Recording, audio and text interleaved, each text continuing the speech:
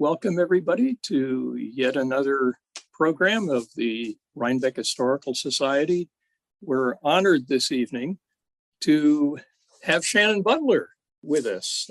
Shannon, in her official capacity, is the historian for the Poughkeepsie Public Library District, and where she seems to have the most fun from my conversation with her is this, get ready for the title of this. She does this podcast called All My Favorite People Are Dead. Sounds a little sick to me, but she's into that. She is talking about murders this evening. That's kind of a bizarre topic, but we thought it would be kind of intriguing for all of us. She got into the business of history after having volunteered at quite a few different museums and historical societies, lives in Hyde Park and has spent a good amount of time with folks who preserve history in the town of Hyde Park before her role now in Poughkeepsie. She does have her master's degree in history from SUNY Albany. And Shannon, the program, I know you have a lot to share with us, and so I'm turning it directly over to you. Welcome this evening. Well, thank you very much for having me, Michael, and everybody here at the Rhinebeck Historical Society. I'm very excited and honored to be here. And murders. It's an interesting subject, to be sure. But I know that everybody's into true crime, and I don't know if it was the pandemic or if it was something that has always been the case. But you know that when the top podcasts that are available out there all have titles like My Favorite Murder, Criminal, Murder Squad, Morbid Podcast, which is my personal favorite. They all kind of circle around murders in history and recent events as well. And well, the sad fact is we've always been killing each other, haven't we? So we're going to talk about some interesting murders that occurred here in Dutchess County. And I'm going to go ahead and do a screen share here. We're just going to jump right into this because we do have an awful lot to cover. Let me make sure I'm in the right spot here. Let's see here. We're going to go ahead and hit share, and we're going to go ahead and get this thing underway here. I should hope. There we go. All right. Can everybody see that? We're good? Okay. Yes. Good. Excellent. So I'm going to, and once again, like Michael was saying before, if you want to hide some things off to the side so you can see all the images, you just hit the little hide thumbnail thing in the corner. That way you can see exactly what's going on. Now, we're going to start from the beginning.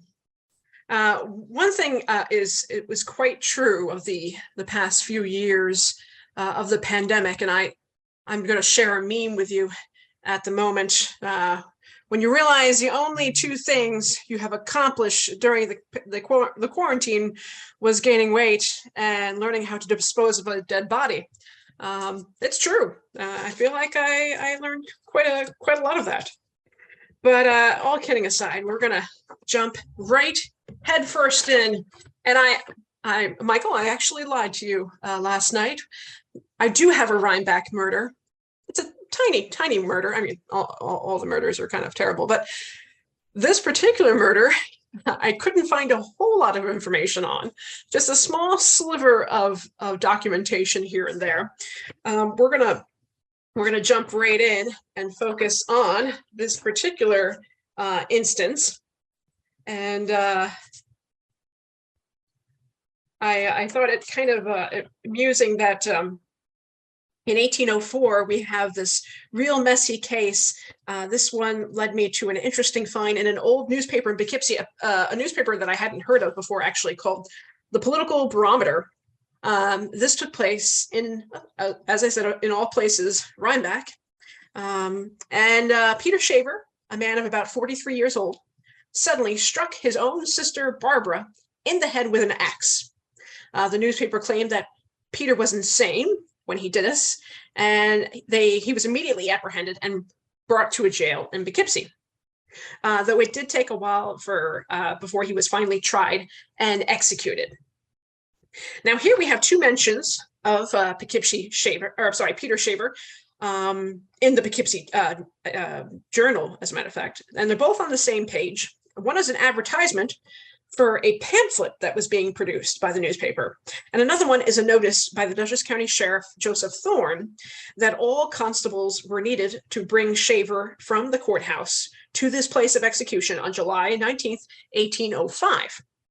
Now, I wanted to bring up the subject of murder pamphlets in the 19th century. Now, exactly what are murder pamphlets? Well, these are little booklets that were usually published by local newspapers as sort of an extra. The story was so juicy that they couldn't fit it all in the newspaper, so they decided to publish a whole separate pamphlet, essentially.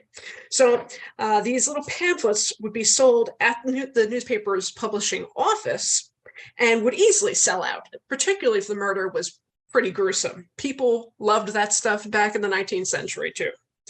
Now, we have a couple in our collection at the Poughkeepsie Public Library, a couple of murder pamphlets, and I was actually able to find a couple more through the New York State Archives in Albany. But that being said, I searched in vain for the pamphlet that's mentioned here about this Rhinebeck murder, and I can't find a copy anywhere. Anyway, Peter Shaver, there was an interesting write-up about his execution.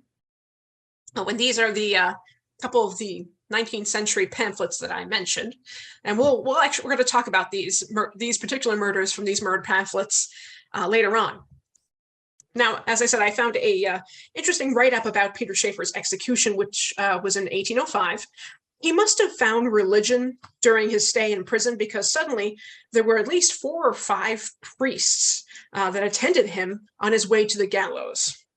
They led a crowd of people who attended this execution in prayer, and even the prisoner sang along in the hymns as he's standing there with the noose around his neck. By the way, the paper says that there were 7,000 to 9,000 people standing around the gallows. I think that's probably a bit dramatic of an estimate. There wasn't 7,000 or 9,000 people in the area at the time, so that's a bit much. Anyway, the population plus the people living on the outskirts of maybe if everybody from Rhinebeck and everybody got together and joined in, perhaps. But anyway, still, it's probably more like several hundred people at this particular execution, because hey, serving justice is cheap entertainment, right? So now, anyway, like I said, he was hanged July 19th, 1805. Now, I want to come to a horrible murder by the father, possibly, of a son. And I'm throwing question mark there of, did the father really do it? We'll get into it in a second. This one's a bit of an odd case, so we're going to start from the beginning. Now, July 8th, 1806, a fight occurred between Jesse Wood, a farmer from Fishkill, and his son, Joseph Wood. His other son was with them at the time. His name was Hezekiah, and apparently Hezekiah witnessed this whole thing go down. Jesse, the father, ran back to his house, grabbed his gun, came back, and shot right into the chest of his son, Joseph, killing him instantly. Now, this is one of the original court documents for the indictment of Jesse Wood. We have this in our collection. There's a little box in the archives at the Poughkeepsie Public Library, and this box has a little piece of paper on it. It says miscellaneous murder cases in Dutchess County. So I've been kind of digging through this box and adding to the collection over time based on the research that I've been able to put together. Now, these documents have been very helpful in understanding the whole process, as well as newspaper accounts and even some of these murder pamphlets that I mentioned earlier. So they arrested the father of Jesse Wood, for the murder of his son, and he pleaded not guilty. During the trial, however, his other son, Hezekiah, had claimed that they had all been drinking quite a bit, and that his father was quite angry with Joseph and was filled with, quote, a great passion, and acted very quickly in the whole thing. He also stated that after his father had shot Joseph smack dab in the middle of the chest, he turned and said to Hezekiah, he said that if anyone should ask what had happened, he said that he should say Joseph accidentally shot himself while trying to shoot a woodpecker. He accidentally shot himself while trying to shoot a woodpecker. This 24-year-old, who has no doubt been around guns his entire young life at that point in that particular time period, you're telling me that he shot himself in the chest? No, sorry, seems entirely unlikely. So thanks to the testimony of Hezekiah, the jury took about 2 hours to find Jesse guilty. Now, when it came to the Honorable Judge David Brooks, who had served in the American Revolution and had also served in the state legislation, and apparently had zero respect for people who went around shooting their sons, he had quite the statement for Mr. Wood. And I just want to read you a small bit of this statement. It goes on and on and on and on forever and ever, but I find this particularly powerful. So he said that he had no chance that the court could show him mercy. He said, quote, "Your situation is then hopeless as to this life. You are standing on the brink of eternity. Your body must sink into the gloomy mansions of the dead, and your immortal soul must wing its way to the presence of an offended God to render an account for the actions in this life. Are you prepared for this awful change? Have you any hope when you arrive at the bar of eternal justice that you can answer the cries of vengeance that ascend from the blood of your murdered son? There is no hope. You must sink down into endless despair." And he keeps going on and on, on and on and on and on. You get the idea. But Jesse proclaimed that he had nothing to fear because he did not kill his son. And he continued to say that he did not kill his son. Once again, we can see another notice from Sheriff Joseph Thorne for all the area constables to gather and help with the parade to the site of the execution. Love that, to parade to the site of the execution. Fun. Parades don't really strike me as, shouldn't it be more of a march? Anyway. So anyway, on the 5th day of December, Jesse Wood was taken to the gallows and hanged.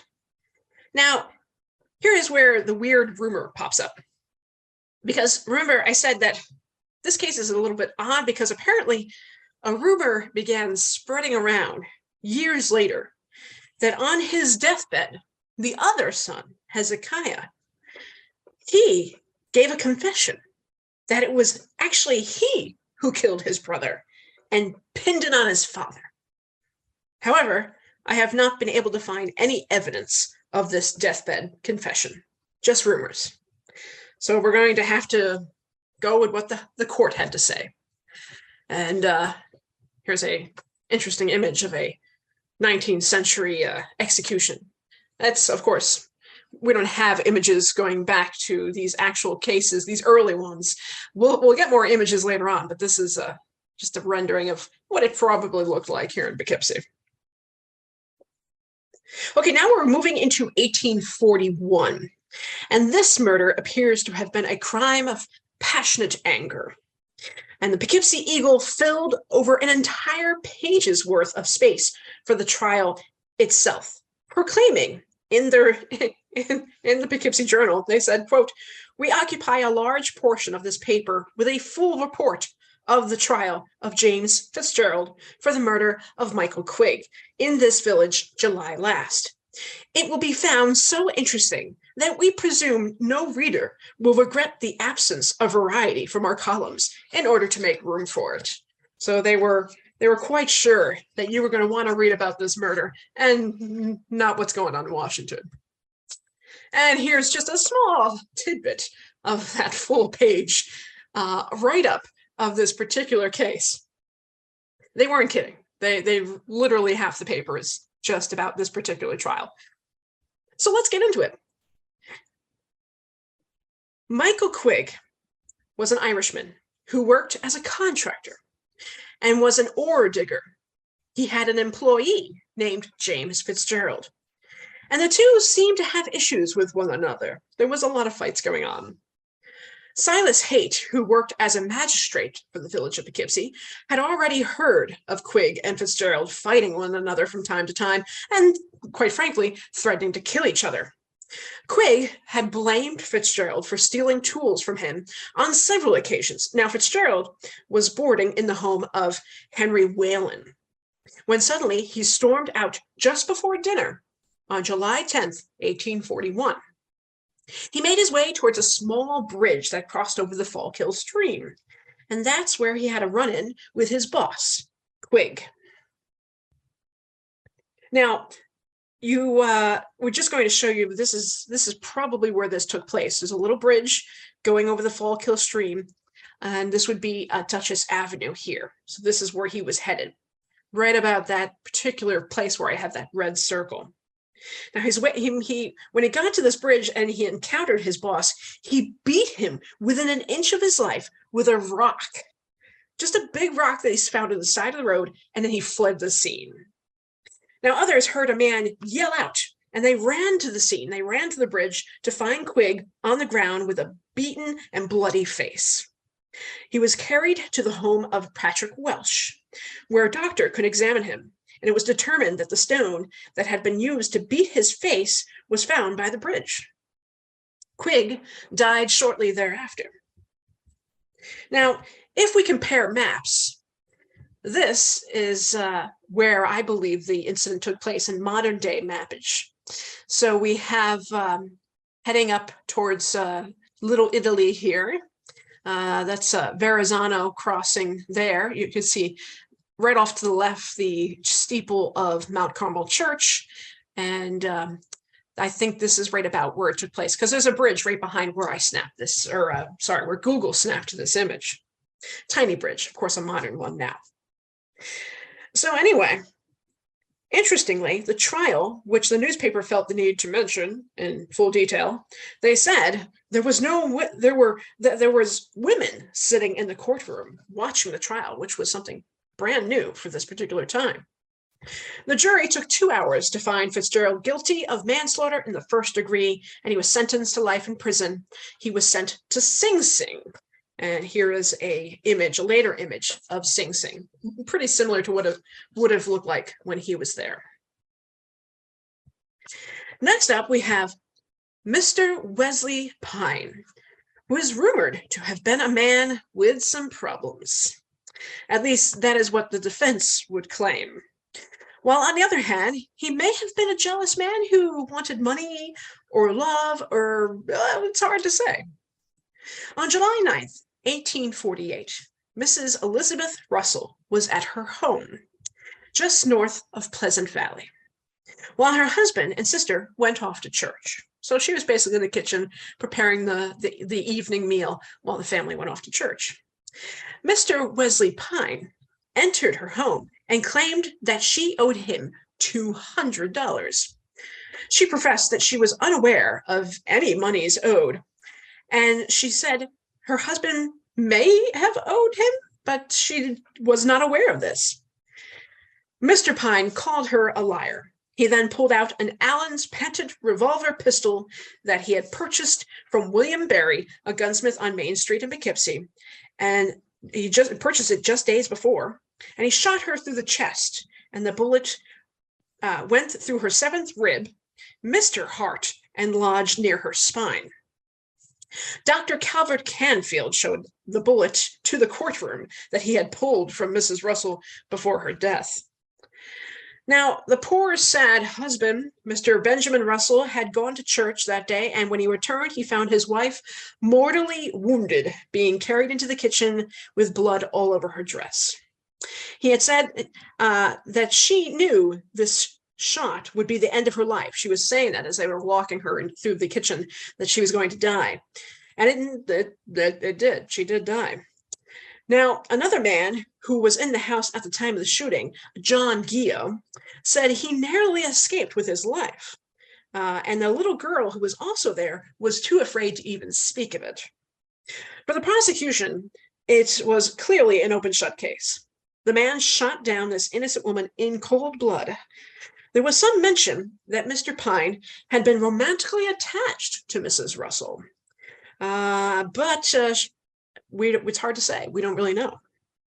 Perhaps this was an act of a man filled with lust? Don't know. Either way, not a good thing to do. So when he was finally caught a few days later, I guess he didn't get very far, the newspapers claimed that his only regret is that he didn't kill Mr. Russell as well. So yeah, sounds like a real charmer. Now, the defense was sure that this poor Mr. Pine was a victim of a mental disease, and that the crime was not committed by a sane man, but by a man inflicted with insanity. The defense also claimed that this was an illness that ran in his family. They came armed with several witnesses at the trial, who all spoke of the many issues, including his father taking his own life by hanging from a tree not long before, or the fact that his sister had apparently been unwell and that she had preached in a strange manner at a Quaker meeting, though it should be noted that Quaker tradition allows women to preach, right? I mean, the whole idea behind the Friends' faith is to, if you feel the spirit, get up and talk. So maybe you had a little too much to drink the night before. You get up and the spirit wants you to say some pretty weird stuff. I don't know. But anyway, does that mean she's insane? No. A few of the witnesses even claimed to have watched Mr. Pine attempt to shoot himself. And in both cases, he was unsuccessful. The defense clearly did a good job of making it seem like Mr. Pine had never been quite right. But the prosecutors used some doctors who claimed that they had known Mr. Pine very well indeed, and never saw him insane, and never saw any fits of insanity before in their time knowing him. So it was a pretty tough case. The jury was out for a grand total of 1 hour and 15 minutes before they returned with the verdict, guilty. Wesley Pine was sentenced to death by hanging. Was this killing an act of passion? A man who lost his love and was filled with jealousy? Was he truly suffering from a mental illness? It didn't matter to the family of Elizabeth Russell. Wesley was put to death within the walls of the county jail on May 26, 1848. Now, our next case also takes place in 1848, and again, in Pleasant Valley. So, on a side note, there is actually another murder in Pleasant Valley the same year, but I have chosen not to talk about it because it involves torture and a baby.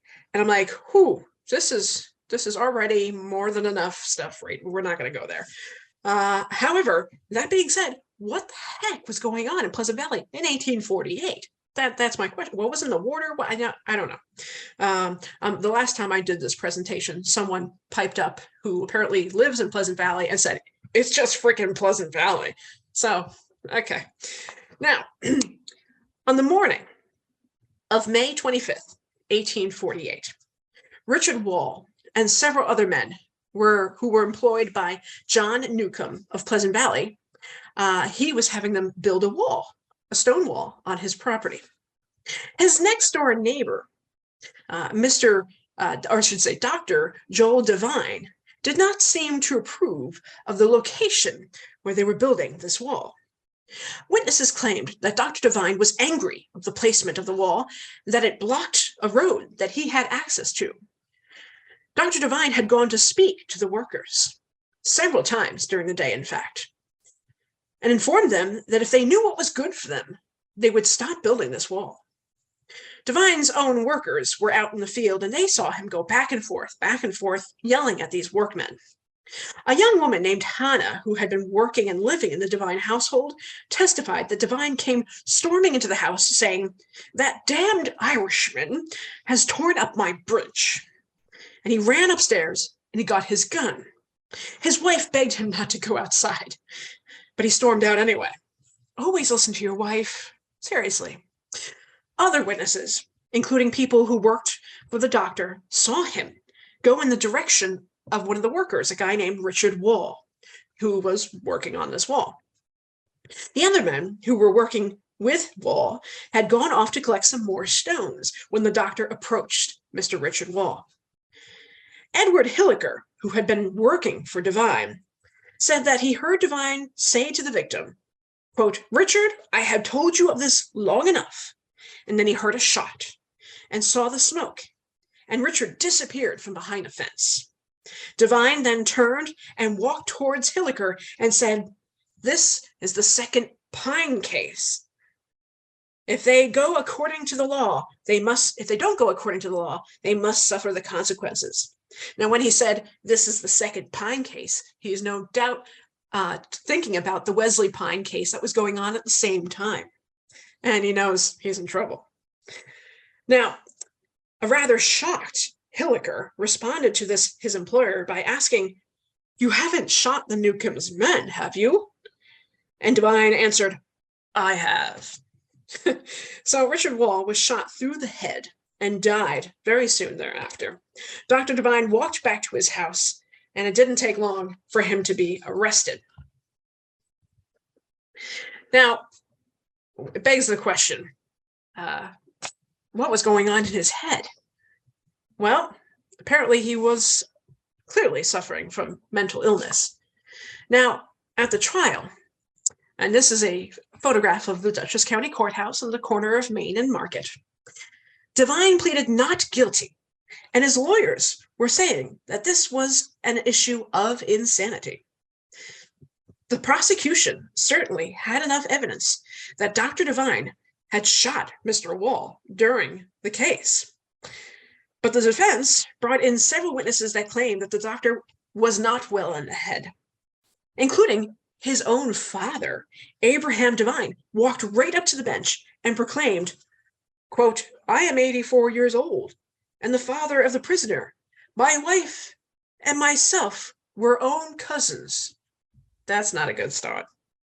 "On my wife's side, a brother and a mother were crazy some years ago." He's telling this to the court. Now, other family members had also claimed that Dr. Divine had 6 years beforehand some insane outbursts. So it would appear that there may have been a mental breakdown here, which made the trial a bit less easy to call. However, it is made clear to the jury that Dr. Divine was also capable of not only running a business, being a successful farmer and a physician, but also holding office within his own town and being considered a respectable man by the rest who testified. Clergymen, doctors, and other educated individuals all came up onto that bench and said, "He's not insane. We've known him forever." So Judge John W. Edmonds, this guy right here, who was a Supreme Court justice, and he actually told the jury, he said that he did not envy them with the incredible hard decision that they had been given with the facts before them, that they had to determine whether Dr. Divine had really gone insane at the right moment in order to run to his house and run back to Mr. Wall and pull that trigger. The jury, strangely enough, could not make a decision, and Divine was sent back to jail to await a possible second trial. So Dr. Divine had no intention of sitting there waiting for the next trial to begin. On November 29th, 1848, a sheriff was checking the cells in the county jail and checked to see if the prisoners were there. When he got to Divine's cell, he found the prisoner face down on the ground in a pool of blood. The doctor had slit his own throat with a tool from a surgeon's kit that he had managed to conceal all of this time he was in jail. Let me tell you, they had top-notch security back in those days. The sheriff had said that Devine had been acting very oddly in previous days, believing that a second trial would surely condemn him, and he would hang for his crime. Now, unlike pretty much all the criminals I have talked about thus far, I was actually able to find a grave for Devine. He is buried at the cemetery at Washington Hollow, not far from the scene of his crime. And by the way, this photograph of this very dark and dank-looking cell was actually the basement of the Dutchess County Courthouse, where they would keep prisoners. So that's a real image. This one really intrigued me. Now, can we ask ourselves for a second, how do we know if a murder is justified? How do we know if someone is actually a hero, ridding the world of someone terrible? Or is this person who commits the murder the real terrible one after all? It's an interesting thing to contemplate. When I first mentioned this case to a coworker of mine, she had an immediate desire to proclaim that this woman was a hero, and that we don't know what she was going through in her marriage, and that she did the right thing. But something about this case just didn't sit right with me, and my thought is that this chick was just a cold-hearted killer who wanted to get rid of her husband and move on with someone new and more handsome. I also feel that this was a pretty dumb, she was pretty dumb about the whole thing. She just handled it very poorly, and there are a lot of things that she could have done differently if she wanted to get away with it. I'm just saying. Which brings me to one of my favorite. I think I tossed it out. One of my true crime memes that I was very fond of was this guy just listening to a true crime podcast and hearing how the person had got caught, and he was just like, so stupid, as he's like eating a huge meal. But anyway, Lucy Ann Hogue didn't know much about where and when she was born, though she was probably born somewhere around 1821 based on the math. As long as she could remember, she had been the adopted child of a man named Henry Fulton of Red Hook, New York. She had claimed that she never knew her parents, but she may have met her mother briefly when she was a child, but the woman that she had met seemed quite cold and distant to her, so she's not really sure if it was her mother or not. She never felt the love of a mom, shall we say. She claimed that the Fultons made her work very hard, both indoors and outdoors, and was seldom allowed to attend church or other such functions. So she's saying her childhood was pretty miserable. Now, a man by the name of Nelson Hogue from Dover came to see the Fulton household, as one of the Fulton sons was marrying one of Nelson's sisters. Now, he was 32 years old, and he was a widower when he met 17-year-old Lucy Ann Hogue. From what Lucy says, he proposed marriage on their second meeting, which seems a bit much, but I guess he was lonely. Now, her adopted father had originally promised to give the married couple $500 and some household furnishings to help them with their new marriage life. However, that apparently never happened. He never held true to his promise. So Nelson said that they were done with the Fulton family. He forbid her to ever visit the only family she had ever known. Now, from what Lucy Ann says to her in her confession, the marriage appears to have been a bad one. Nelson's sisters treated her very harshly, she said. At one point, one of the sisters had convinced Lucy that Nelson was having an affair, or at least messing around with other girls in the area. Lucy made a point of saying that Nelson was not good at business, and that he never bought her anything. When she took on various jobs like sewing and rug making, he would take any money that she had made from that. So yeah, I could see how that might make her a little upset. Now, during their marriage, they did have 5 kids, 1 son and 4 daughters.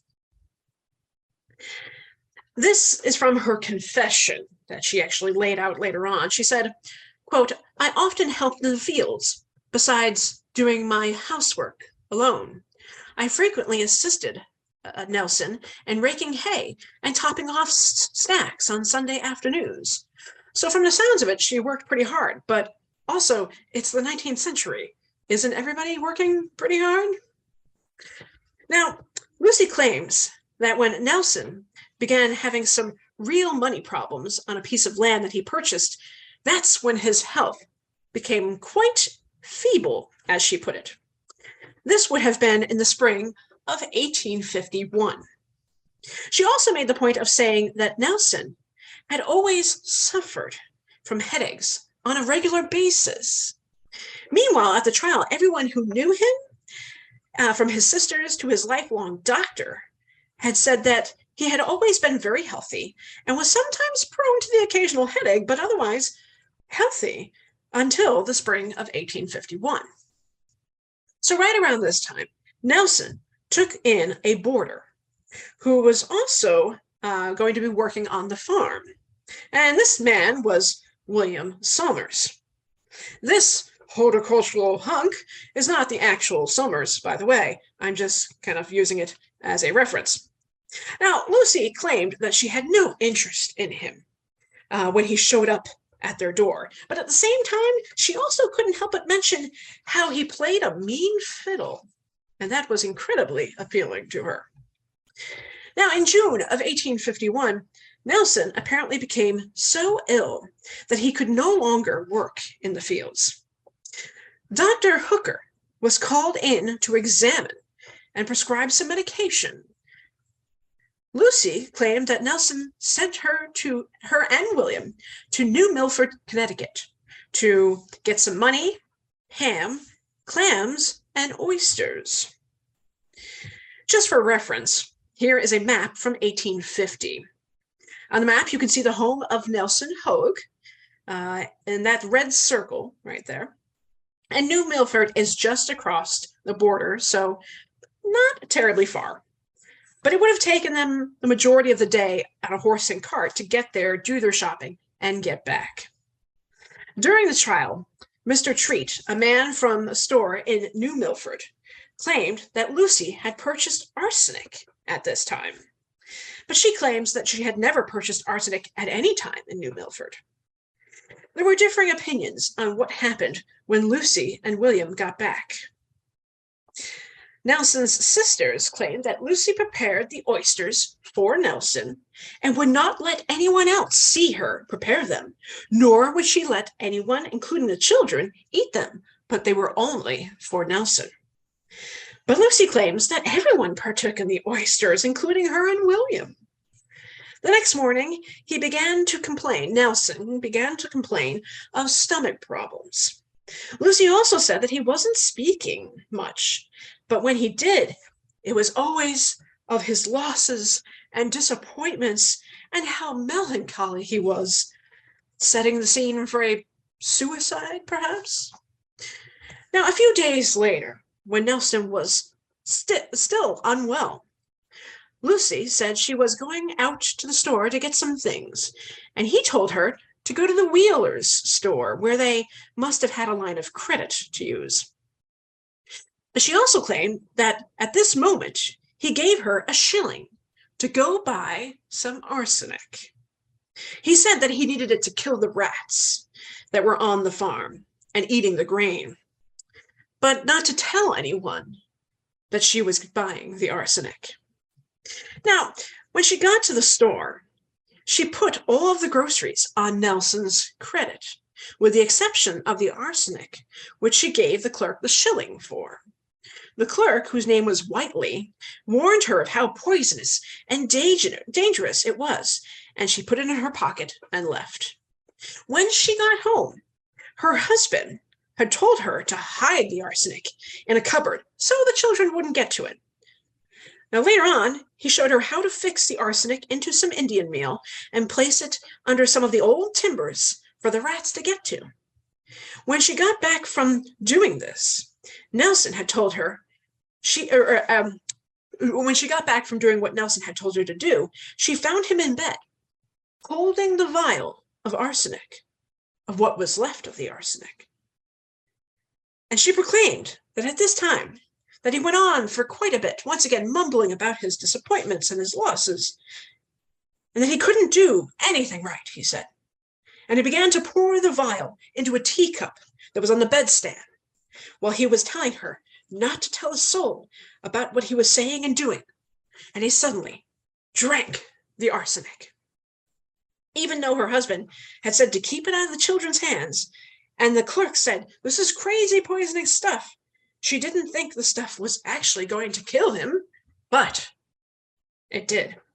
In the early morning hours of July 3rd, 1851, Nelson died in his rocking chair in his home in Dover. He was quickly buried in the Weebatock burial ground, seen here the next day. Now, it didn't take long for Lucy Hogue to hook up and quickly clear out of there with her buddy William over here. Once again, not the actual Summers. Now, when they got out of there, they both cleared whatever they sold the property to clear her husband's death and create some capital for themselves. And the two then moved to Bridgeport, Connecticut. But something just didn't sit right with Nelson Hogue's sisters. Lucy had been saying some strange things before her husband's tragic demise. Perhaps the oddest thing that she kept saying over and over and over again to anybody who would listen was, "I do believe that Nelson will die soon," or "My husband does not have long to live." You know, just casually dropping lines like that here and there. Like, who says that? All of the sisters at different points claimed that they heard her say it. Like, I know you're an uneducated farm girl, but you know that your husband's going to die soon? Like, you know this? So naturally, they felt that something severe had happened to their brother. They decided to dig him up and do a proper autopsy. Several men assisted in this ordeal, including Reuben Chapman, John Henry Baker, and Dr. William Hooker, Dr. D.E. Stillman, and the coroner, Edward P. Taylor. Some of his organs were removed and placed into sealed jars and sent to Poughkeepsie to be examined more closely. Dr. William P. Gibbons examined the organs and found enough swelling and arsenic in the livers and stomach to have caused death. So, with this new knowledge, the Dutchess County Sheriff decided that Lucy Ann should be questioned more thoroughly. A Deputy Sheriff Sherman Howard, and Coroner Edward Taylor found Lucy Hogue and William Summers together in Connecticut. So we come to the trial in the county courthouse in Poughkeepsie, beginning on March 16, 1852. This case caught the interest of everyone, as the main suspect was a woman, which was unheard of in this area. Have we discussed any female murderers thus far? Nope. But don't worry, there'll be more. So Justice Seward Barcolo, who we see here, oversaw the trial, and there was plenty of damning evidence against Lucy Ann. The fact came out that she purchased the arsenic not once, but twice. Once in Dover and once on that trip to New Milford to get the oysters. The store clerk had also mentioned how she had come back to the store and asked him to say that she had never purchased arsenic from him. And he was like, no, I'm not going to say that. He also said, "Remember, I reminded you how dangerous this stuff is, lady."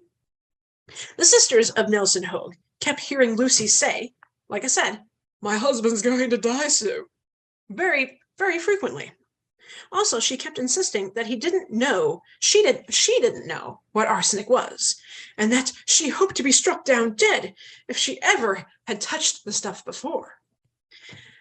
but 2 different clerks had mentioned her specifically requesting it and paying cash for it so that it would not appear on their store credit bill. It indeed, the arsenic, if the arsenic were from something innocent like killing vermin, then why would she need to hide it? Judge Barcolo told the jury that, quote, if this horrible crime had been committed by this prisoner, it should be punished.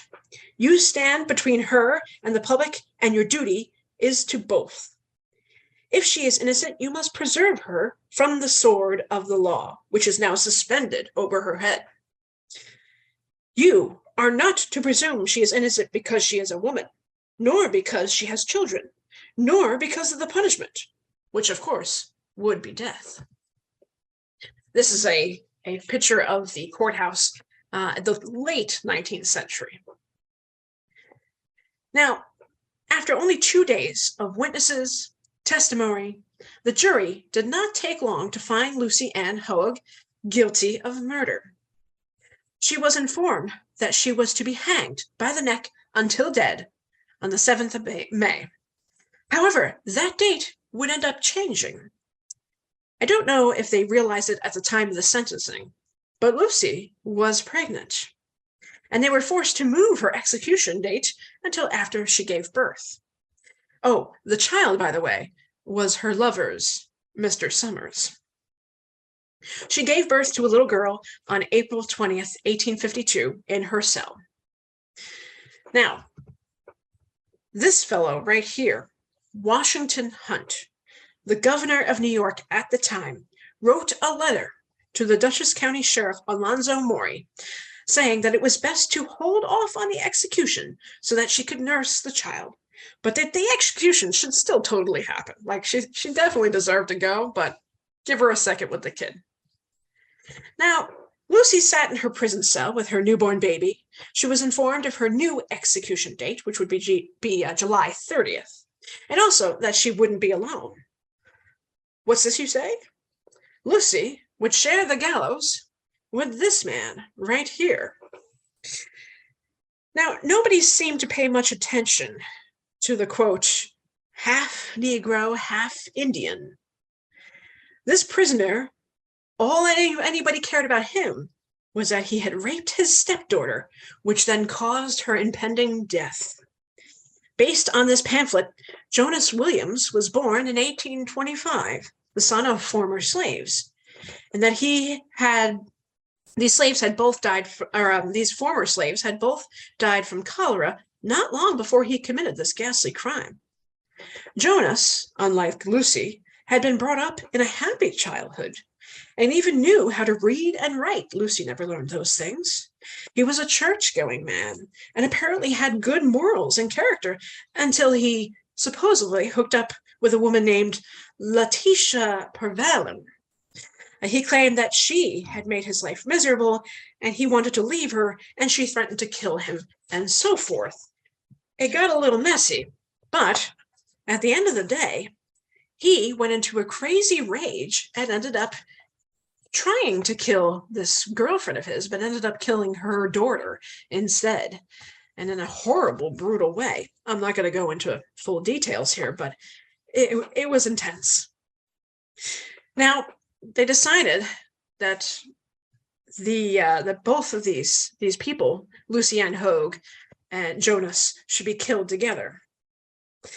Governor Washington Hunt mentioned this particular murderer briefly in the same letter that he wrote to Sheriff Maury, also saying that he should definitely die for his terrible crime and might as well kill 2 birds with 1 stone.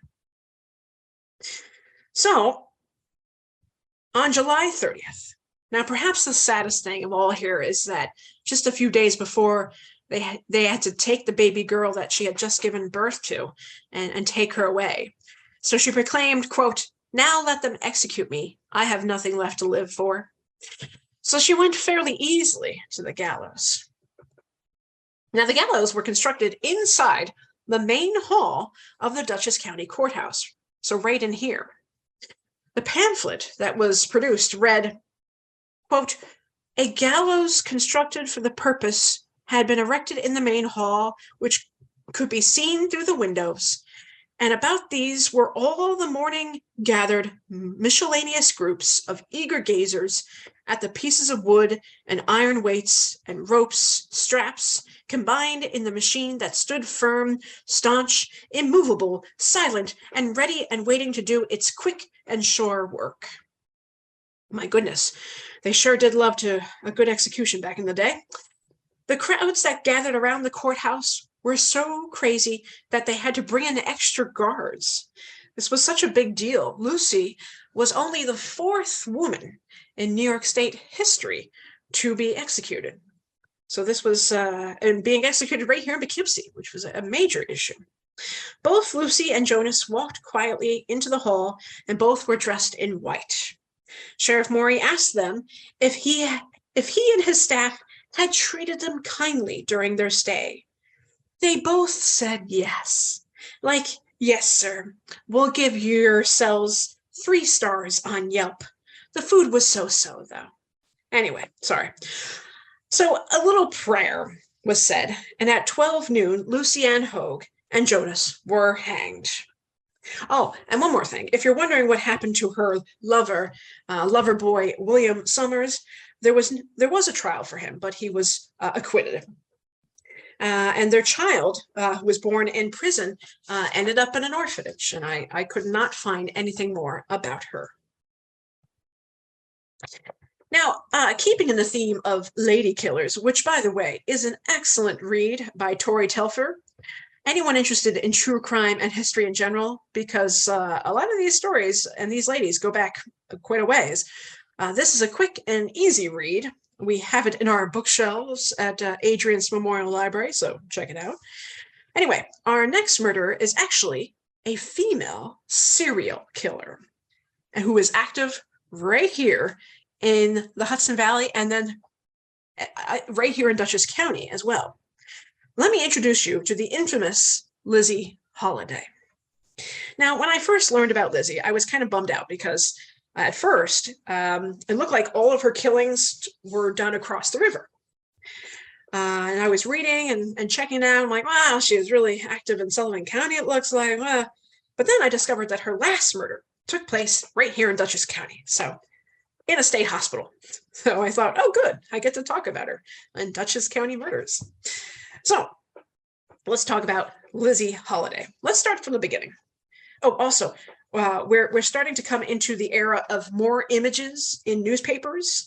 So more both of criminals and victims and scenes and things. So you're going to get a lot more actual images to work with and a lot less journalistic impressions like this right here. Okay. Lizzie was born Elizabeth McNally in Ireland in 1860. She came over to the U.S. as a child with her parents and 9 siblings, one of which, John, would later say that the family was essentially parted ways with Lizzie early on because of her outbursts of anger and overall bad behavior. The family was terrified of her. So, not starting out on a good note here. Apparently, she had been married and divorced 3 times before she turned 20 years old, and had even threatened to kill at least 2 of those husbands. Now, she had moved to Philadelphia, where she opened up a shop, and she insured the shop, quite highly insured, and then burnt it to the ground to get the insurance money. However, this also managed to destroy a small portion of Philadelphia along with it. So she ended up doing time in the infamous Eastern State Penitentiary. Folks, we've got a real winner here. Now, after getting out of prison, Lizzie made her way up to New York. She met an old Civil War veteran in Newburgh who was looking for domestic help. His name was Mr. Paul Halliday.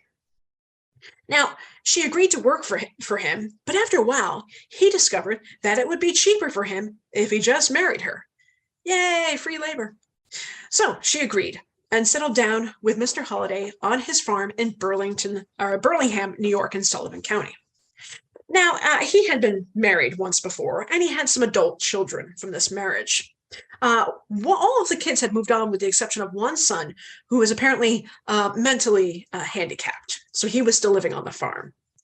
Now, in May of 1891, Mr. Halliday went off for a job about 10 miles down the road. When he returned, he found his cabin in flames, and his disabled son had been burnt to a crisp. Lizzie claimed that she was just barely able to get out of there alive. The fire consumed the place, and she tried to get the son, but she couldn't. Now, at first, Mr. Halliday didn't think this could possibly be a murder, just a freak accident, essentially. But his other children felt very different about it. They thought there was something suspicious here. They even brought the police in, but the police could not find any evidence to charge her with. Now, later, she was charged with stealing horses with a gang of gypsies that she supposedly temporarily joined. At the trial of this horse theft, she screamed and ripped her clothes and punched the jailers. She was sent to a nearby asylum until May of 1893, when she was released and sent back to her very forgiving husband. Poor Mr. Halliday. He sounds like a real nice old veteran who just had a thing for wild Irish lasses. 4 months later, Mr. Halliday vanished. And while Lizzie claimed that he was just away at work, his sons didn't believe her. They brought police to the farm, and they were searching the property. But before they found Mr. Halliday, they found the bodies of 2 women. They were identified as Margaret McQuillan and her 19-year-old daughter, Sarah Jane. Now, about a week before the bodies had been discovered, Margaret had received a visit from a woman claiming to be Mrs. Smith. This woman said that she needed extra work on her farm, so Margaret McQuillan agreed and went to work with her. 2 days later, this Mrs. Smith came back saying that Margaret had fallen off a ladder and that she needed her daughter, Sarah Jane. So off Sarah went. Now, after a couple of days, Mr. McQuillan, the husband, was starting to worry about his wife and daughter, obviously. He quickly discovered that there was no Mrs. Smith, and that the address that she had given him, where her farm was located, was a fake. Sadly, Mr. McQuillan learned that his wife and daughter had been fooled into a trap, and that both had been shot through the chest several times. The 2 women were found in a hay pile out in the barn, and at this point, witnesses were beginning to notice how squirrely Lizzie Halliday was behaving. She was brought in for questioning. Now, while police were continuing to search for Mr. Halliday, suddenly 2 men noticed in the kitchen that some of the floorboards did not look right. Underneath, they noticed that the ground looked like it had been freshly dug up. When they began to prod around, soon they found badly decomposed remains of Mr. Halliday, who had been shot multiple times in the chest and had been struck in the head so hard that his left eye was knocked out of its socket.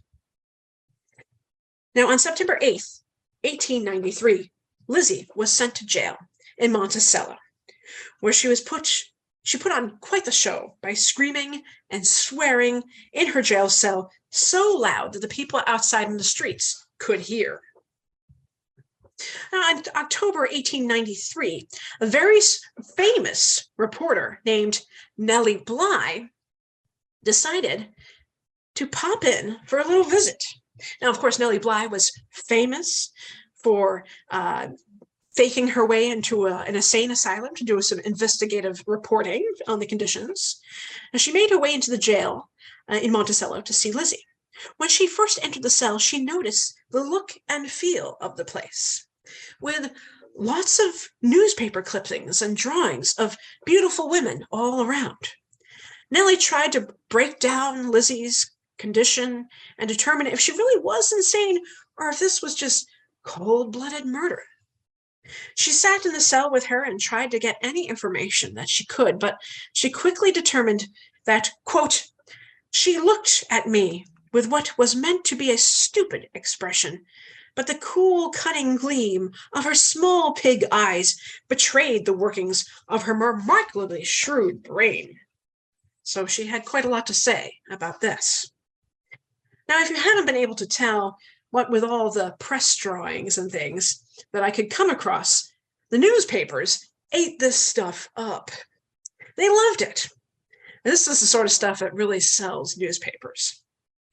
This was a wild case, simply unheard of. A female serial killer. Is that even possible? They were calling her a female Jack the Ripper.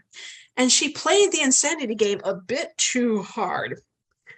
With the screaming and the kicking, and she even tried to strangle the wife of Sheriff Beecher of Sullivan County. But I don't think anyone was really buying it. They found 2 .38 caliber pistols on the farm, which were clearly the murder weapons. She actually sat in jail for almost a year before her trial began, in the summer of 1894. Now, it was a spectacle. She was tearing her dress, nodding back and forth for several minutes, putting on the screaming fest, kicking the guards, all sorts of things. She really wanted to make it seem like she was totally insane, but it didn't work. There was enough evidence to show that she had thought this all through. Also, that she was strong enough to commit these crimes on her own. Now, she was found guilty and actually sentenced on June 22nd, 1894, to die in the electric chair. She was the first woman to receive this sentence in New York of death by electric chair. Now, this guy right here, Governor Russell P. Flower, governor of New York, decided that execution was far too harsh, and he believed that her mind was unsound. So she was shipped off to Mattawa State Hospital for the criminally insane, just between Beacon and Fishkill. So now we're back in Dutchess County, where she will commit her final murder. Though it came as quite a shock, because for the most part, Lizzie had been a model prisoner. She was the most liked, she never caused trouble, she even befriended prison guards. Now, the prison guards at the time were called nurses in the female ward. They would be known for essentially modern-day corrections officers. And in fact, she is noted, the woman that is killed in this prison is noted as the first known female law enforcement officer to be killed in the line of duty in the United States. Lizzie had become very fond of this young guard named Nellie Wicks, who was only 21 years old. When Nellie informed Lizzie that she was going to leave the prison for a job in the private sector, Lizzie became depressed and threatened harm. Nellie humored her, but continued to make the necessary preparations for her departure. Until, on September 27th, 1906, while Nellie was heading into the bathroom, Lizzie snuck behind her and overpowered the girl, locking the door and leaving the key in the lock so it would be harder to unlock from the outside. Then she took a pair of scissors and began stabbing Nellie in the face and chest. Nellie's screams for help were heard, but it took some time for the other attendants to be able to come to her aid, and she died 2 hours after the brutal attack had ended. And once again, it was determined that it was Lizzie's insane behavior. In the case, she was insane to this poor, she had an insane attachment to this poor Nellie Wicks. However, Lizzie would continue to live out her days in the asylum until June 27th, 1918, when she died of Bright's disease at the age of 59. And she is buried in the prison cemetery because nobody wanted her remains. Now, here's another interesting female murderer. Now, I want to point out that this one was an interesting case that I just accidentally stumbled upon when I was looking for something completely different. And I was like, ooh, another murder. All right, this is going in. Now, this particular woman here is Fela Polak. Now, she was a woman who couldn't seem to get what she wanted out of life. Historical records indicate that she appears to have been married off around the age of 10 when she moved from Lithuania to Russia in 1911. In that marriage, she had 2 children, which is terrible. Now, when her family came to America, they moved to Chicago, and it wasn't long before she divorced her first husband and moved to the East Coast. She moved around the years surrounding World War I, and she had a series of jobs and partners. Now, she finally ended up marrying a man that she met in 1920 named Samuel Polak in Newburgh. Now, the two would come to Poughkeepsie, where they worked at the Hudson River State Hospital, and then they opened up their very own little restaurant on 124 Main Street. It was called the Red Rose Lunchroom. In 1924, the police were called when Fela tried to harm herself by swallowing iodine. Samuel took this opportunity to show the police a gun that Fela owned, and that she had threatened him with this gun at one point. Now, it would turn out that this restaurant would bring new love and trouble into Fela's life. This particular man right here, Henry Gagnon, handsome, married. He was a rigger from out of town. He was here working on the construction of the Mid-Hudson Bridge. Fela and Henry began having a long affair. And now when Fela discovered that she was pregnant, she confronted Henry, saying that he was the father of her unborn child. He rebuked her and said, "Honey, I could have been any number of men in this city, including your husband." This appears to have been the point that she kind of snapped. On August 11th, 1928, as Henry and another worker walked towards the laundromat at 151 Main Street, Fela came up from behind him with a .25 caliber Colt automatic under her coat. She pulled the gun out, aimed, and fired 5 shots, 4 of which hit her intended target.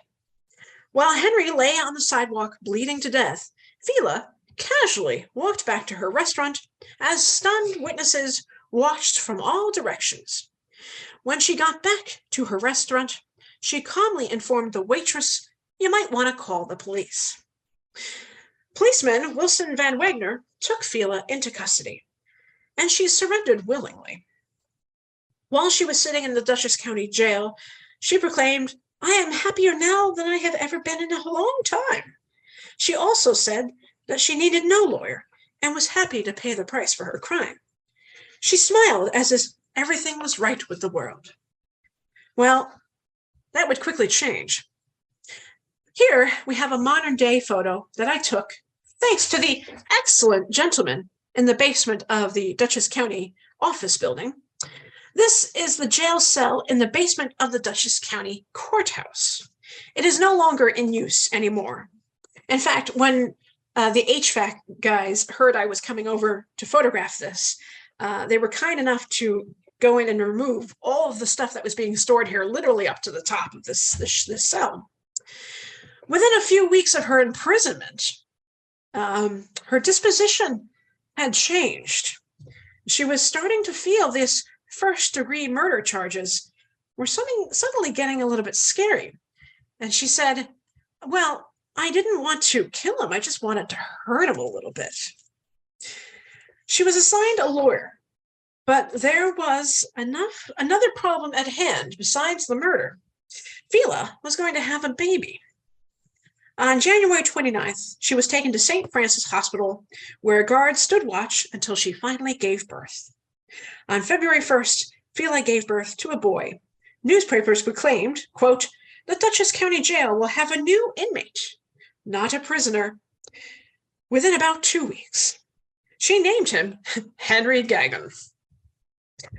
In February of 1929, a cell in the Dutchess County Jail was converted into a temporary nursery for the newborn baby, so that Fela could properly nurse him. Photos of Fela and the child with cell bars in the background could be seen in newspapers all over the country, as people wondered how someone so lovely could commit such a terrible crime.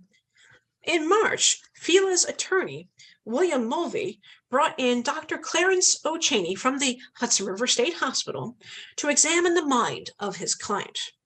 The goal was to determine if she suffered from a fit of emotional insanity, causing her to kill her lover when he refused to acknowledge that he was the father of her child, as she claimed.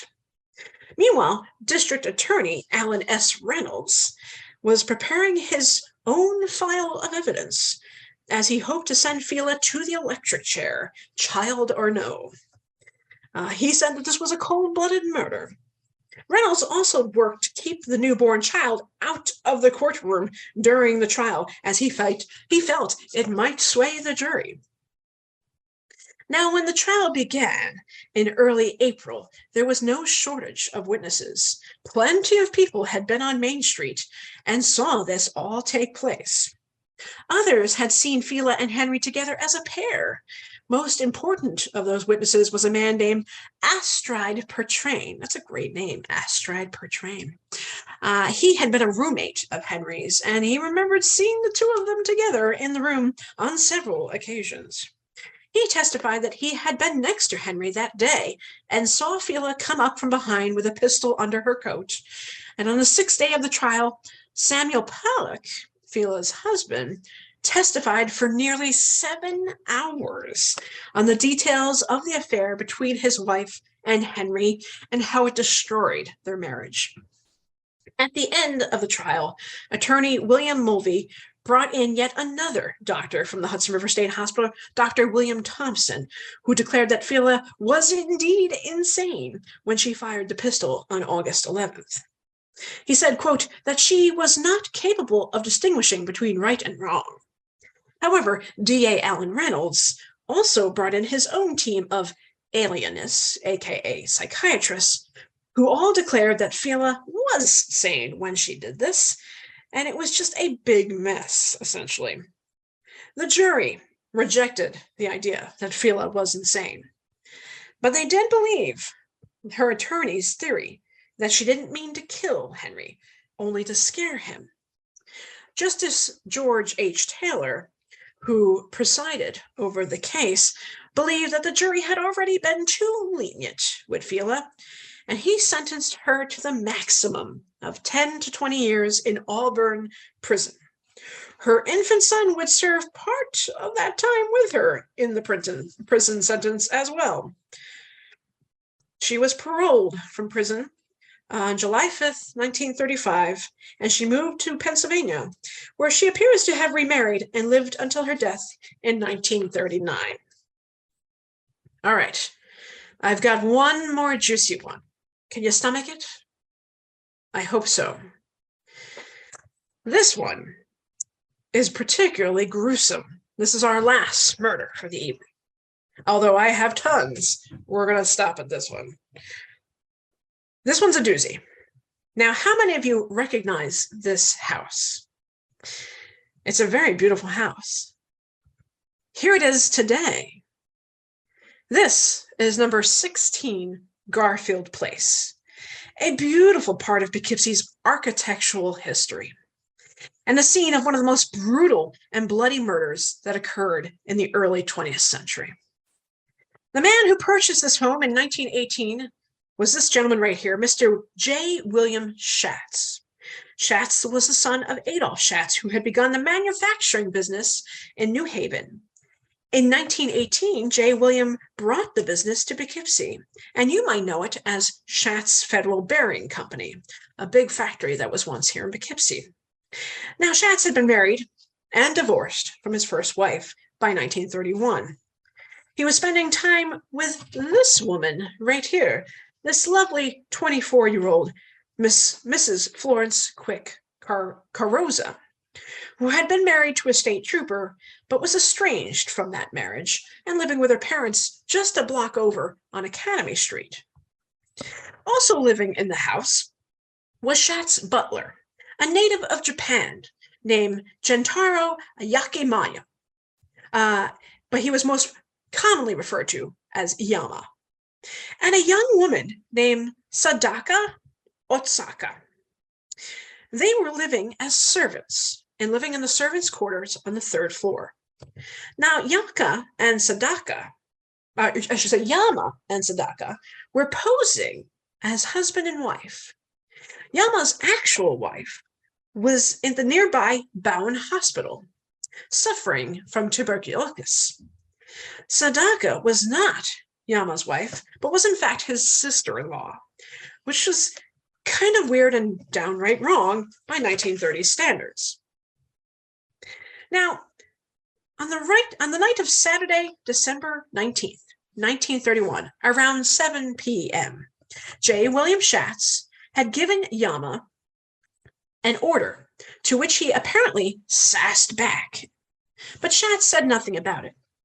Later on around 11 p.m., Shatz asked Yama to bring sandwiches and drinks for him and his girlfriend, Florence. But Yama apparently ignored the request and went out to the movies instead. When he returned, Florence said that Mr. Shatz and Yama quarreled in the servants' stairway, after which Mr. Shatz yelled at Yama, telling him that he was fired and that he and his wife, or at least what Mr. Shatz thought was his wife, must move out by Monday. After the argument, Shatz and Florence went back to playing cards on the main floor and called up a restaurant to have a meal delivered to them. By 2 a.m., they went up to the second floor master bedroom on the south side of the house to go to bed. Florence said that she remembered the anger in Yama's eyes when Mr. Shatz had terminated him, his very lucrative position.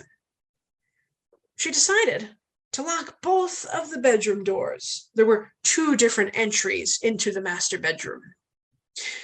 She had a hard time sleeping that night and kept hearing footsteps outside the door and above them on the 3rd floor. Around daybreak, she was startled to see Yama come through the window that stood on the south end of the room, just above a porch roof. He leaped onto her and began choking her. At this point, Shatz woke up, and at that moment, Yama released her and went after Shatz. With a glass bottle, he hit Shatz near the bed. Mr. Shatz ended up having a break and a cut in his face, and so the blood and vicious battle would then ensue. The blow with the bottle that started the trail of blood throughout the house did not stop. Mr. Shatz fought back hard. Yama hit Mr. Shatz with a vase, which also failed to knock him out.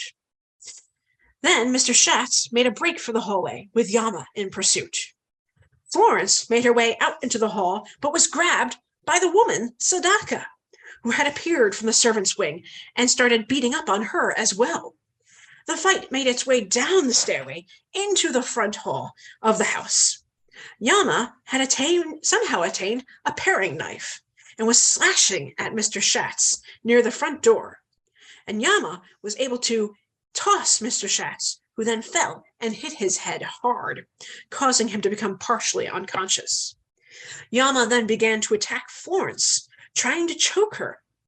Mr. Shatz tried to crawl his way out to the front porch, but Sadaka was able to drag him back into the house. At this point, Yama stopped beating Florence and dragged Mr. Shatz down to the basement. He came back and took Florence down to the basement too. It was in the basement where Yama continued beating Mr. Shatz with a hammer. And it was said that the hammer was the thing that caused the killing blow to Mr. Shatz. Finally, a knife wound to the throat. He wanted to make sure he was dead. At some point, Florence was able to reach a phone and get a few words out to the operator. "Yama is killing Mr. Shatz," she yelled. Yama then came over and continued beating Florence. It was about to make the killing blow on her when the sound of a man at the back door in the basement startled him away, and he ran. The basement door to the outside opened, and in came Patrolman Skinner, who arrived to find the lifeless body of Mr. Shatz and the bloodied and beaten nearly to death Florence. There was no sign of the killer, but there was various objects covered in blood nearby. There was also a trail of bloody footprints that were leading away from the scene. Policeman Skinner notified police headquarters, and within minutes, a team of police and detectives had assembled in the home. The search for the killer began. In the servants' wing, a nervous Sadaka was found sitting in her room and claiming to not understand English. As the detectives moved through the house, blood was found on the walls, door handles, floors. It seemed to lead from the master bedroom all the way down to the basement. Detective John Powers made his way past Mr. Shatz's body near the furnace towards a dark coal bin, where he found what he first believed was another dead body. But in fact, it was the exhausted and bloodied Yama hiding in the dark corner. Here we see a photograph that must have been taken the moment they pulled Yama from the coal bin, covered in blood.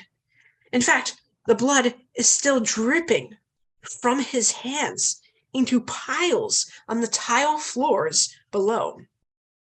When detectives asked him why he did it, he simply replied, "Mr. Shatz and girl fight. I go to guard girl." The girl, Florence, was taken to the hospital via ambulance, where she explained in detail the vicious attack and battle that took place. The district attorney proclaimed that the motive for Yama was clearly the loss of his very lucrative position. He was making $220 a month. He had food and board. He was given $125 a month to buy household food supplies, which he could keep whatever was left over. And if Mr. Shatz was away, he could just keep whatever. He was able to afford his own nice car. It was an incredibly comfortable position. So for a foreign man to suddenly lose that job, it was no doubt gut-wrenching for him. And a feeling of rage was certainly there. Now, here we see the coroner, Mr. Card, taking Mr. Shatz's remains out of the house and into a nearby hearse. The district attorney, Mr. Shatz, made it clear that he wanted to seek indictments for both Yama and Sadaka for first-degree murder. And if convicted, he wanted the harshest sentence of death penalty.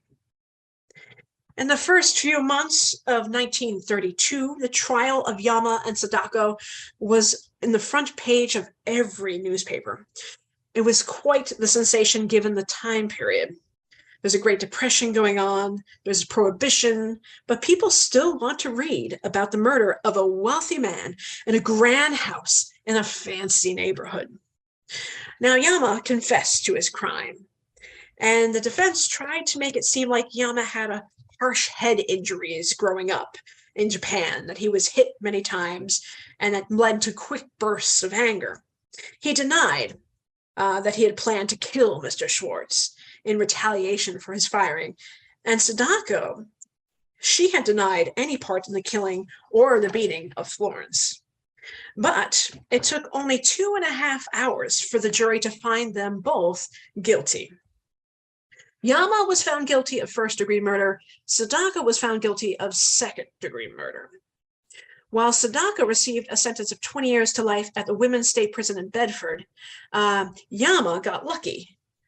He was actually supposed to be executed, but then Governor Franklin Delano Roosevelt decided to commute the sentence to life imprisonment.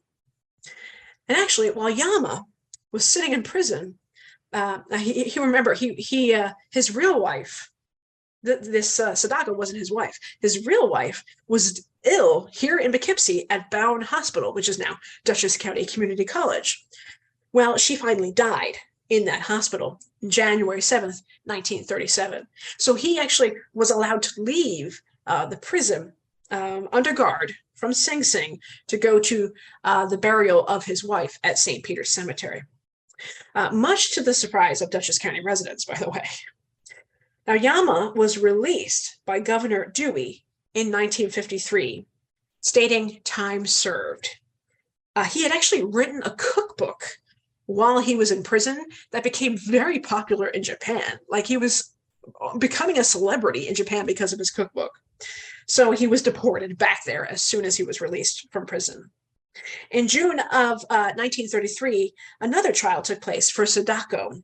This time, they were trying to charge her for first-degree murder, but she was acquitted by the Supreme Court and sent to Ellis Island, where she was then deported back to Japan in July. So, whew, that's a lot of stuff.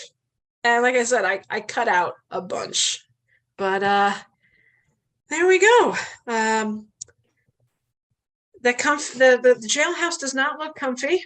The moral to the story is try not to kill anybody. So there you go.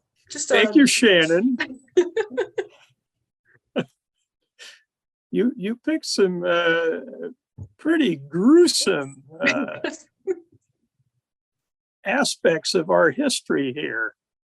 And since I created this presentation, I've found several more. One just recently I found the other day of a very wealthy family in Poughkeepsie, the Tower family. Mother shot her son and then committed suicide. Just this horrible, horrible story. I just wrote a recent blog post on the local history blog for Poughkeepsie Public Library, and I'm realizing I can easily do a part 2 of historic murders in Dutchess County. Let me turn to Jeff Christensen and see if he's received questions. Well, we have not received any through chat, but I want to invite anyone that has a question. And since you haven't chatted any, you can either go to the bottom of your screen and click on the reactions and then click on the raised hand. Or if you have your camera on, just raise your hand and wave if you want to say something. And I'll see if I can see you. While we're waiting, Shannon, to see if anybody else has questions, I'm amazed at the amount of detail that you were able to obtain regarding these. I mean, particularly the earlier ones. Yeah. It seems that, I mean, I guess I shouldn't be surprised, but that the level of interest was such that the publications, the newspapers that existed in the 19th century just ate this stuff up and would put other things aside in order to pander to the public interest in this kind of horror. Well, I guess, it was essentially the dateline of the day. Now today we have all these true crime documentaries and, like I said, podcasts and things that people love to watch. And so in the 19th century, they did the same thing, only with newspapers and murder pamphlets. I'm curious if you sense that once it was public that a crime had occurred, that someone had been murdered and a suspect had been arrested, whether the press would have a tendency to gang up on the individual, take a particular position on it even before a trial had taken place. Did you find that in your reading on this? Yes, absolutely. Especially with the Lizzie Halliday case, because the Lizzie Halliday case is where you really start to get these drawings in the newspapers, these depictions of the criminal. There's all these horrendous images of Lizzie Halliday in the newspapers all over the country. We're talking about her. And it's almost like cartoon depictions of this mad woman. So they were definitely painting this picture of this terrible, terrible person. And I think, the murder pamphlets, which are really interesting that we have, particularly the one about Lucy Ann Hogue, where they they're essentially saying, okay, she's going to give us her confession now, and we're gonna give our thoughts on the matter. And it was really interesting because Lucy and Hogue's case, they almost felt bad for her, like the journalists who were writing the murder pamphlet. You could sense some real, like, gee, wow, what a shame we're losing this poor woman, this poor mother. So that one was a different portrait, I think. But yeah, there were some different leanings by different journalists in some of these cases. Yeah, for sure, I saw a lot of that. I noticed that Herman Teachin, you had raised your hand a moment ago. Do you want to ask a question? Go right ahead, please. No, I want to make a statement. I saw that the district attorney in this last case, was John Schwartz. Well, when I started to practice law in 1964, John Schwartz was county court judge. And at the time, the county court handled both civil and criminal cases. And I remember Judge Schwartz as being a rather colorful figure. And that was the years before we had the Commission on Judicial Conduct and all the, judges couldn't even smile as they do now, and they have to look so proper. He was really colorful from the bench, and even in trials that he practiced on. Ray Barada, I think, was DA at the time, and I remember my friend Bob Winnie. Bob Winnie was assistant DA, first assistant during that period. So yes, so what I saw on the document, John Schwartz was the district attorney. Brought back some old memories. A lot of relevant history. We also have a question.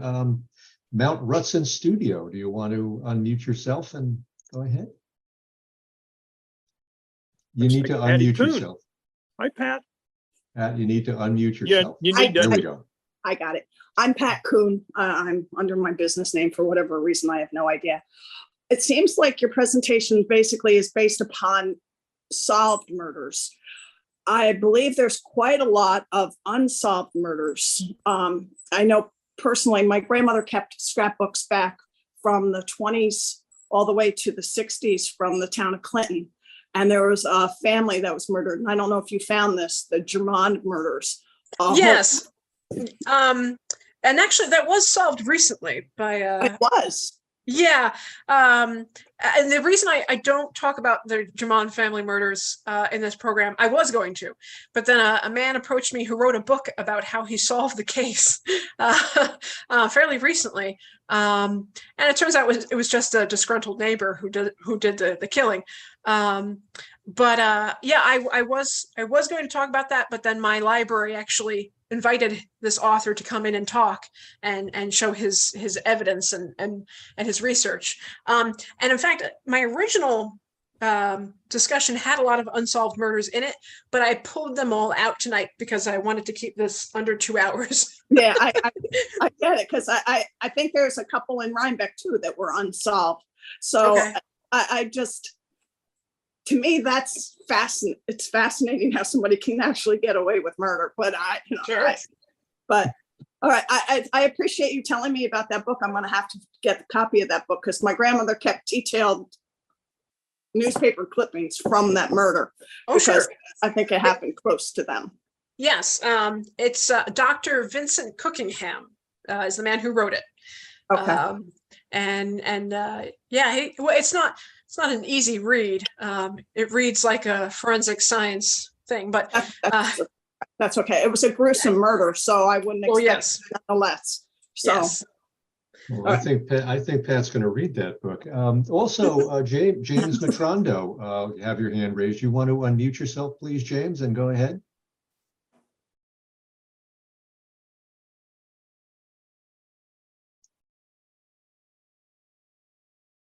I guess not. I don't hear James. James, No. Are you there? Okay. Now he's unmuted. Go ahead, James. While we're waiting on James, Pat, your comment about unsolved murders brings to mind Frank Teal, for example, very interesting murder that took place in 1949 and has been talked about a lot in the community. Lots of theories about what happened. Two people were arrested, eventually released because they apparently had an alibi. Yeah, interesting stories there. Isn't it the Van Steenberg murder too? Stoutenberg or Herman? yeah, isn't there the Stoutenberg murder down? Was that ever solved? I'm not familiar with that case. Shannon, or That's not ringing any bells to me. When was that? Oh golly, was that in the 40s or 50s somewhere? See, I didn't. I stopped my research in the 1930s. I decided that I wouldn't. Oh, okay.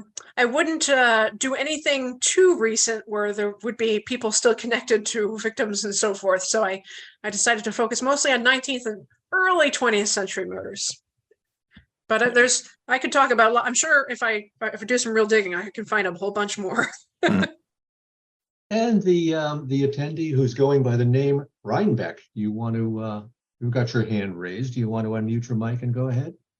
Sure. Yeah, I just wanted to say I think the murder that Herman is talking about was I think the woman's last name was Beersford, and she lived where the kennel is now, which is called Patty's Pet Palace. Yes, that's where that. Yeah, and Van Steenberg was suspected and actually arrested, but he was never found guilty. So no one ever actually solved it. And it may interest all our attendees to know that Shannon also has a podcast. And what I've done is I've just chatted the address to that podcast, https://favoritedeadpodcast.podbean.com. And if you look at your chat, you can copy that down if you like. The podcast I created, the first few episodes is mostly just me sharing some historical people. The whole idea was that, as a historian, all I do is research, write, and talk about dead people. So I thought that I would talk about some of my favorite dead people in a podcast format. And then I started having a couple of guests here and there. And then eventually an official co-host joined me, Sue Teresi, who's an educator in Poughkeepsie. And Sue and I have created this podcast where we talk about not just important, interesting, weird dead people, but also events in history that caused a lot of death. And so the podcast is historical. It's very adult humor oriented. So be prepared for that. But yeah, it's a silly history dead people podcast. So all my favorite people are dead. It's available wherever you get your podcasts if you're interested. Pat Kuhn, I see your hands up again. Would you like to say something else? Unmute yourself if you would. There we go. I'm unmuted. In your research during that period of time of the 20s, the 30s, did you come across any that were KKK involved? Because the KKK was very strong in Newburgh, Cold Spring, and parts of Dutchess County. So did you find any of those? Because I have newspaper articles on those too, but of their activity. So I just wondered. I didn't find any KKK related murders, although I know for sure there was a very active KKK organization in Dutchess County.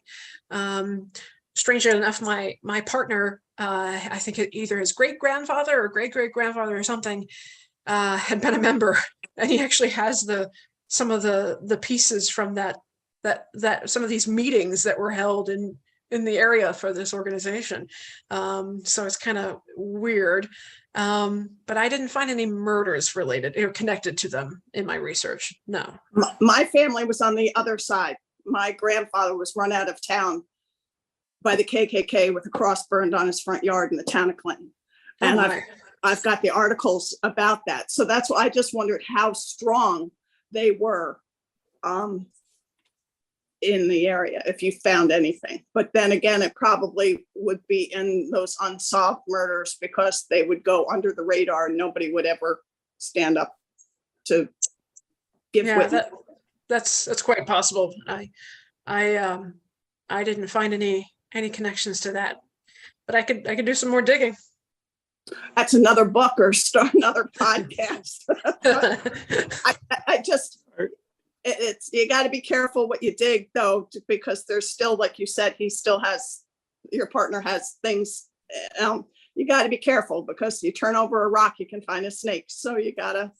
No, I know all about that. When I was doing genealogical work on my own family, I discovered a prison record of my grandfather, who was from Rhinebeck. He had stolen some tires from a gas station in Stanfordville during World War II, which you don't steal rubber during World War II. And the Dutchess County, court said he was an unpatriotic, SOB.